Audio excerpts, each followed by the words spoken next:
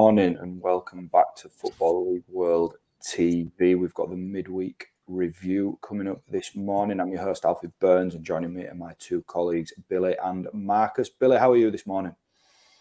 Yeah, getting on well, thank you. We were just speaking about that relegation battle just before we came on. I was actually quite impressed with Peterborough, but yeah, I'm sure we'll get onto that and what it all means in the context of this EFL sort of midweek review. Absolutely. Marcus, how are you? Yeah, really well, thanks. It really does feel like every single sort of game week is getting more and more climactic and significant as we edge towards the business end of the season. So looking forward to reviewing what was a thoroughly entertaining sort of slate of midweek action. Yeah, not a full schedule, but plenty to get through. We're streaming across Facebook, YouTube and Twitter this morning. So if you are joining us and want to get in the comments and let us know your thoughts on whatever action we're speaking about, or if you were at a game, please do. It's always good to hear from you. As we usually do, we're going to start by reviewing the Championship action.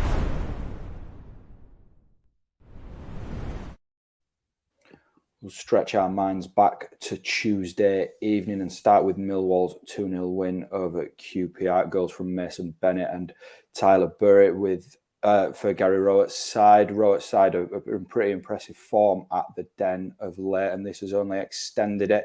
Still mid-table Millwall, but they're only 6 points off the playoffs now, I think. Billy, what should Millwall's aim be for the remainder of the season after another quite impressive win over a playoff contender in QPR? Yeah, as you say, it was very impressive, but I think Gary Rowett sort of played it down in terms of their chances of getting top six. He says he just wants to enjoy the rest of the season, but I guess when you're within 6 points and there's still a fair chunk of the season left to play, your name's always going to be mentioned in that race. Again, a win against the QPR side, although they were defeated by Barnsley, they have been in pretty impressive form. So to secure all 3 points and to win as convincingly as they did, I think that's a real positive sign. As you said before, their home form has been key again. I think it's around the 1.8 points per game mark. I think Rowett has also said that if they are to be contenders, it's their away form that needs to improve because they know what they can do at the Den. Of course, one of the most intimidating places in the Championship to go, and I think that's obviously going to be key, and it's just backing it up with away form. I think going to Jed Wallace, I think having him back in the side at the moment, I think he was near to his full best. That pass, I think that we've all seen go around on social media was just typical Jed Wallace stuff. And I think having him fit will be massive in what remains, and having him available will be obviously massively key. I think they've been dealt some more massive injury blows with Luke Freeman. Obviously, I think they had to go a little bit out of their way in terms of wage and agreeing the finances to secure his signing, and the fact that he could be out for the rest of the season is massive. Oliver Burke as well picked up some sort of knock. So, they've been dealt some harsh blows this season, Millwall. But I guess when you're 6 points from the playoffs, you're always going to be in contention. Yeah, it's probably just a case of Millwall enjoying the moment and seeing where it takes them for now. One club not enjoying the moment is QPR. It's been a bad week for Mark Warburton's side with back-to-back defeats against Barnsley and now Millwall. They're still sitting in the playoff positions, Marcus, but it's, do you think that they're feeling the pressure a little bit at the minute, they are? Definitely. I think the likes of Forest, Middlesbrough and Sheffield United's sort of run of form has definitely had a lot of sides inside the playoffs looking over their shoulders. Luckily for them, the Blades slipped up this midweek, so they're not worrying about losing their place in the top six as much as maybe they could be in a few weeks.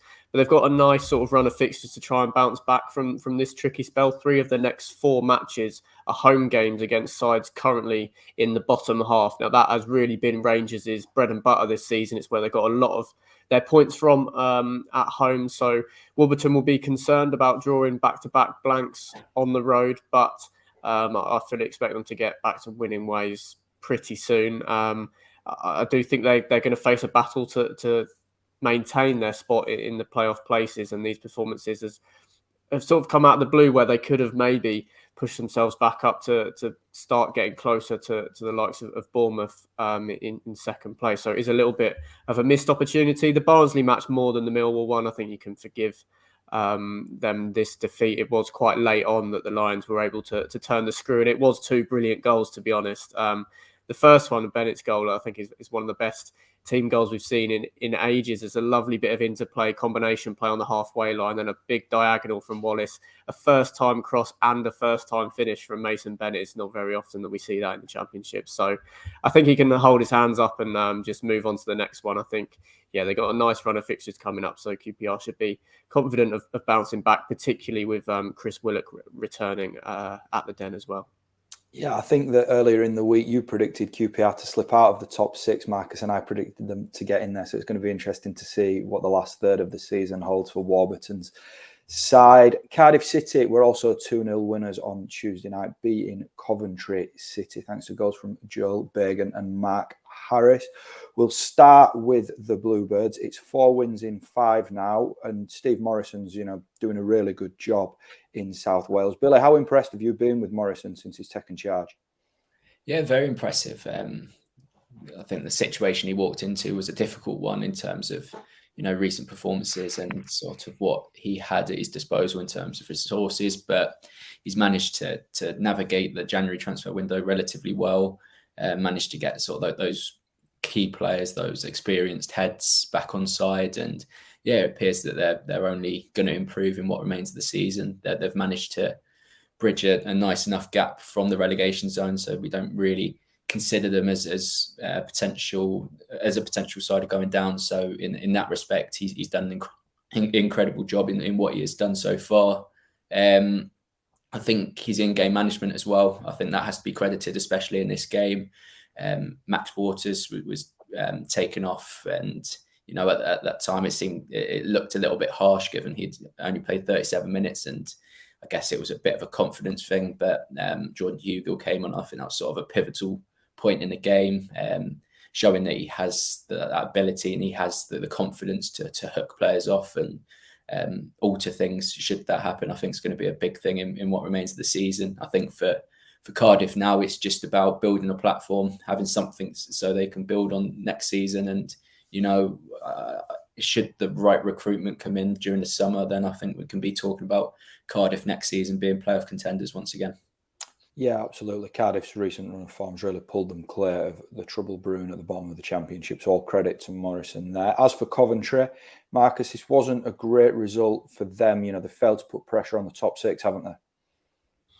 Yeah, it's another missed opportunity. I think Mark Robbins was taking a similar approach to maybe Gary Rowett and playing down their playoff hopes after the match. They were pretty unlucky. I think Callum O'Hare's had a stonewall penalty in the first half. Alex Smithy's kind of clawing at his heels as he runs away with the ball, and then the referee wasn't interested for some reason. It's a tricky one. Obviously, Cardiff turning the screw late on again. 2 goals that were kind of out of nothing. The Joel Bagan, the left back, kind of cutting in and putting it into the bottom corner with his weaker right foot. That's not going to happen very often. But Coventry have been playing well recently. I think they've got a great chance to bounce back. I think they're playing host to Barnsley at the weekend. So Robbins will be seeing that as a chance to get 3 points and get them pushing back in the right direction.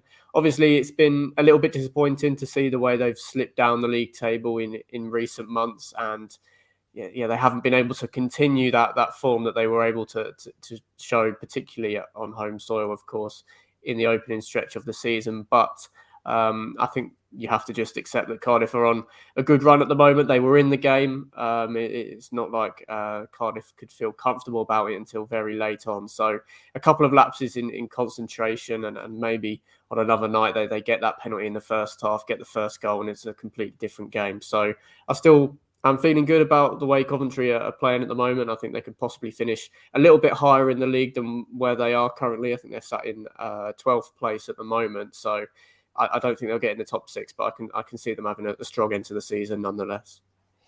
Absolutely. Moving on to last night's action, Peterborough 0, Reading 0. This was a hugely important game at the bottom of the table, with Peterborough sitting 22nd and Reading just above them in 21st. We'll start with Peterborough, who you said you were quite impressed with last night. Billy, 9 shots on target, but no breakthrough. Is this 2 points dropped for Posh? Yeah, definitely think it's 2 points dropped for Posh. As I said, I was really impressed with in terms of their approach play, in terms of their sort of confidence on the ball. I think they took advantage of Reading's situation quite well.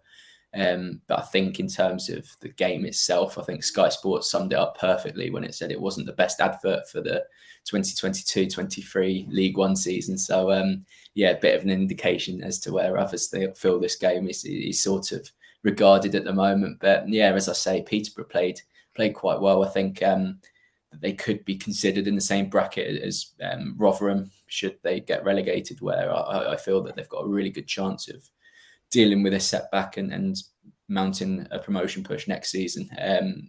I think in terms of the football they've played, and every time that I've seen them play on TV, they seem to play really well. And it's just about making their home ground a fortress. Already this season that they've played a lot of their better football at home, and it's just about picking up points in games like this, because you're not going to get too many better opportunities to win all 3 points than against the Redden side that have some serious problems going on at the moment. Absolutely. As you mentioned, there fan protests amongst the Reading fans again last night. There's a real divide at the club. Marcus, the current state at Reading, do you feel that they're only heading in one direction at the moment? It's hard to say, really. I can still see them getting out of it. I think they've got plenty of time to save themselves. They've got the individuals. Arguably, two of a handful of quality chances in the game fell to John Swift and Lucas João in that second half. They did have a chance to nick the game. It would have been, it would have been theft if they'd taken the 3 points away from London Road. However, they have stopped the rot. They have to just try and see it in the most positive light. It's a clean sheet. They haven't done that in a very long time. And they've stopped the run of defeats. And it's a potential sort of turning point. They have had players come back from injury in recent weeks. I think that was Yaku Meite's first start back in the Championship since his injury. So that has to be seen as a positive. Although they do look like a team of individuals, it has to be said. I think some of the performance levels of individuals, even compared to last season and even earlier in this season, the way that they've dropped off is very puzzling.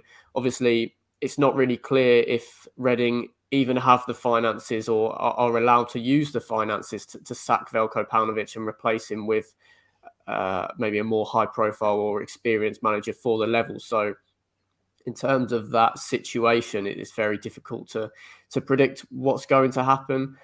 I still think they've got a good chance at survival. They've got that 2 point lead on Peterborough. Then it's 4 points on Derby County as well, and even more on Barnsley. I just feel like they need to pick up a win.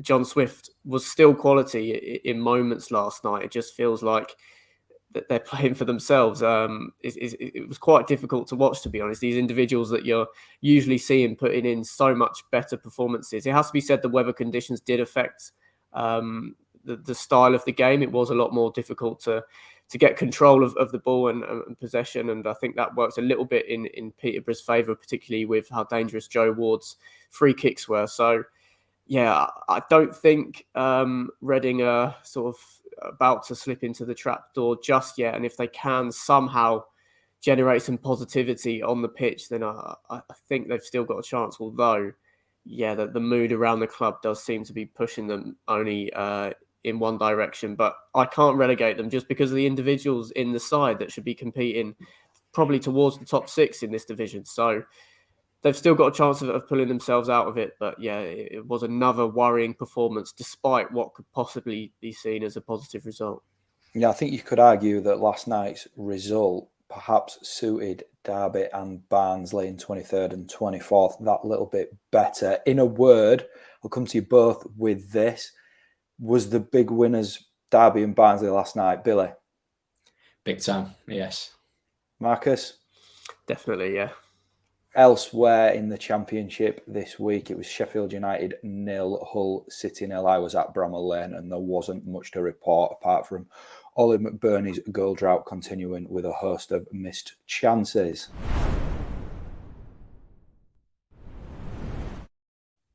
Moving down into League One, then we're going to look at Doncaster's 1-0 victory over Lincoln. Dan Gardner's penalty winning the game for Doncaster. It was a huge result for Donny, peeling themselves off the bottom of the League One table. There's a long way to go, and for Doncaster to have any chance of survival in League One, this season, but more resolute performances like this is going to help them, isn't it, Billy? 100%, yeah. I think what we've seen at the start of the season, similar to what we were saying with Millwall, where home form was going to be key for them. But now they've recently shown that they can win away, they can grind out results, which I think could be massive. As you say, it's still a long way to go. They're still 6 points adrift, and I know a lot of teams just above the relegation zone seem to be getting dragged into it. But in terms of the quality they do possess, I imagine things will turn again. It's a really exciting relegation race because I think maybe disregarding Crewe, I think all three teams currently in there have a fair enough shot of getting out of there. And as I just said, sort of the decline of some of the other teams just outside the relegation zone makes for, a real exciting ride as we come to sort of the concluding stages. And I think Doncaster can take a lot of positivity from the result mainly. Again, the performance was there too. So yeah, it's something that they can build upon. Knowing that they can now win away games is going to be crucial. But I think one thing that could be even more crucial as we get to the end stages of the season is their goal difference. Minus 40 is massive at this stage of the campaign. And with things appearing to be very, very tight, that could be something that puts them at a major disadvantage. Marcus, you obviously always have a very watchful eye over League One. Where do you stand with Doncaster at the minute? Do you give them much hope of pulling off a great escape here? A little bit of hope, probably mainly so, as Billy hinted towards, as the likes of AFC Wimbledon, Shrewsbury and Fleetwood Town slipping quite considerably. No win in over a month, I would expect, for those three sides. It's a great positive for Donny fans to see them playing the way they are. The commitment to the cause is there. They were really throwing their bodies on the line to ensure they held on for the 3 points at Sincil Bank, and that's so much better than what supporters were used to seeing under Ricky Wellens at the start of the season. Even if McSheffrey can just take them down in a better predicament, which it looks like is possibly the most likely outcome of the season, then that should stand them in good stead for pushing for promotion from League Two next season. I have been puzzled looking at some of the players in their squad and their fortunes on the pitch this season. So maybe I wouldn't write it off. Obviously, wins against MK Dons and Sunderland in the last sort of stretch of fixtures as well. So that should be building belief in the camp. 6 points is still quite massive at this stage of the season, to be honest. Maybe if Crewe hadn't fallen away like they have done, we'd still be talking about Doncaster as if that they were dead and buried, but certainly plenty of positives to take with their performances under McSheffrey. It's a tough ask.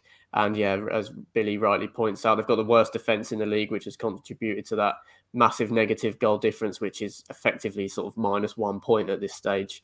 So it's going to be very difficult. Most of their wins are low margin wins, which tends to make it harder to repeat them in sort of the consistent stretch that they'll need to get out of it. So it's going to be difficult. But I think maybe they can get in touching distance at one stage, but I'm not expecting them to stay up, sadly, no. Some great scenes at full time between the Doncaster players and supporters. The supporters haven't had many moments like that this season, so that was great to see. We'll touch on Crewe now. Then they lost 2-0 at Wigan. Callum Lang and James McLean with the goals for the Latics, who are, of course, second in the table and have now moved within 6 points of leaders Rotherham after winning this game in hand. It's quite a routine win for Wigan. Billy, we sort of expected that, didn't we? Yeah, I guess it was a game where it could be next season where Wigan could find themselves 2 divisions above. It sort of played out that kind of way where Wigan were on top for the majority of the game. And there was very, very little threat from Crewe.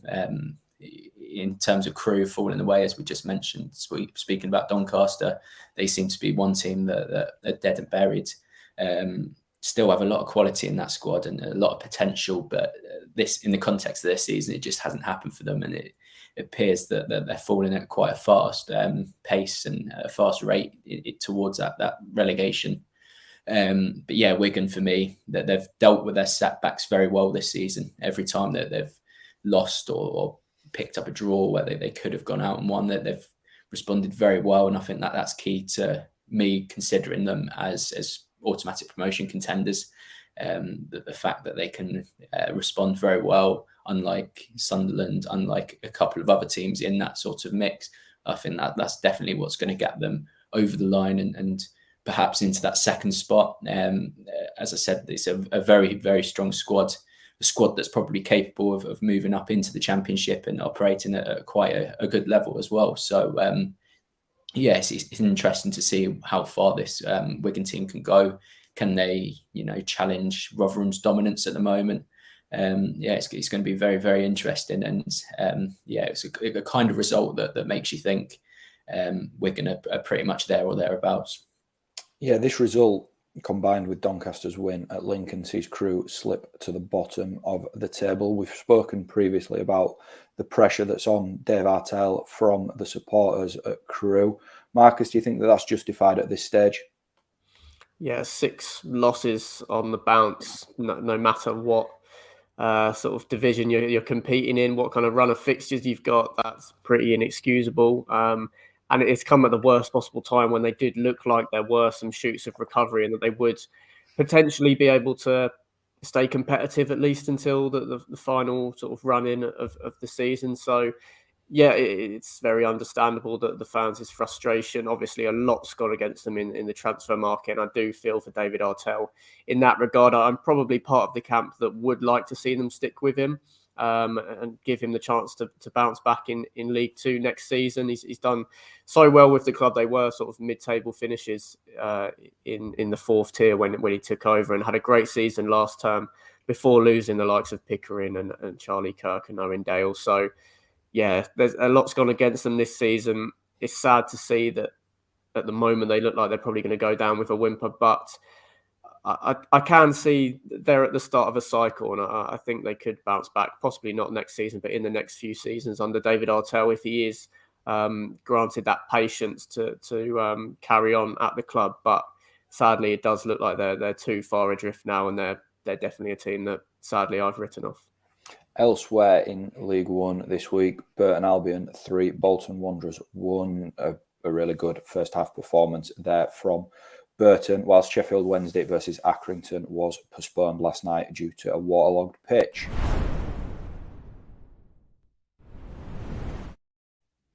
Finally moving down into League Two, only one game to talk about really. Exeter City 4, Harrogate Town 3. Harrogate leading 3-1 heading into the 17th minute here, but a late Exeter comeback seals a stunning 4-3 win. Jack Sparks is worldy, winning it in stoppage time. Let's just discuss that goal firstly. Billy, what a finish. Yeah, he'll be watching that for the rest of the week on repeat, showing all his family, showing all his friends. It's just going to be, it's one of those goals that if you scored, you'd do exactly the same, especially in the context of the game to win it. It was just, quite incredible. And I think watching the goal in different angles, it was hard to believe he had the audacity to do that with just however long was left in the game. But yeah, what a match winning moment. And in the context of everything as well, it's an additional 2 points to Exeter's promotion charge. And we've been speaking a lot about, can Exeter avoid the playoffs? Because, they have that rotten record in the playoffs. It's all about getting automatic promotion, and that could be massive in what remains. I think it shows that they can win in different ways as well. I was speaking on another show yesterday about that they've been quite defensively resolute in recent weeks, and they've been edging games, but this shown that they can win in a completely different way where, everything seemed to be going against them at 2-0 and at 3-1, but they have that fight. They've got that spirit within the camp, and an extraordinary win. And it'll be interesting to see if they can sort of use that momentum to go into a sort of a difficult set of fixtures coming up. So a perfect win, a perfect goal to win the game, and all seems good at within the Exeter camp at the moment. Have you got a goal like that on your highlights reel, Billy?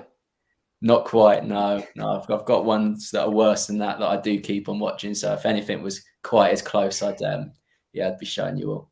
Yeah, good stuff. As you touched on there, Billy, sort of 4 wins on the spins got Exeter into 3rd, and they're obviously got automatic promotion in their sights. Marcus, where do you sort of stand with this? It's a big question whether Exeter can avoid the lottery of the playoffs given their record there in recent seasons, isn't it? Yeah, they'll definitely be eyeing the top three. I think 2-0 down and 3-1 down to be able to come back, even with going 3-1 down in the second half, speaks volumes to the team spirit that Matt Taylor's been able to implement there. So, yeah, they'll be trying to avoid the playoffs at all costs, given how they've fared in recent years. Tranmere slipping in second place. I think that's back-to-back losses now without scoring. That does make it even more exciting for the Grecians. I think that will give them a little bit more confidence that possibly Tranmere could drop out of the top three, and then they can replace them or sort of maintain their position in there at least. So, yeah, that they look better placed than they have been in recent years. Obviously, we've seen Exeter in this position before.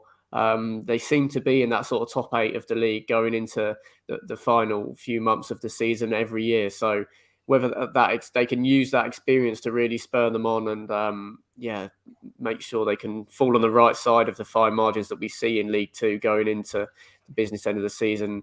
We'll have to wait and see, but it's going to be an exciting one. But yeah, I do feel for the supporters if they have to suffer another playoff campaign just because of how nail-biting and heartbreaking it has been for them in recent years. But they've definitely got the attacking talent to get over the line this year.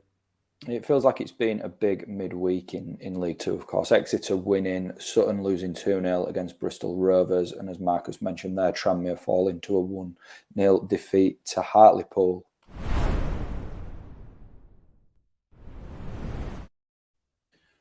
That concludes this morning's midweek review. Thanks to Billy and Marcus for joining me. Coming up later today on Football League World TV, the Bournemouth and Nottingham Forest fixture goes under the microscope with Ned Holmes. So make sure you tune in for that, and we'll see you again soon.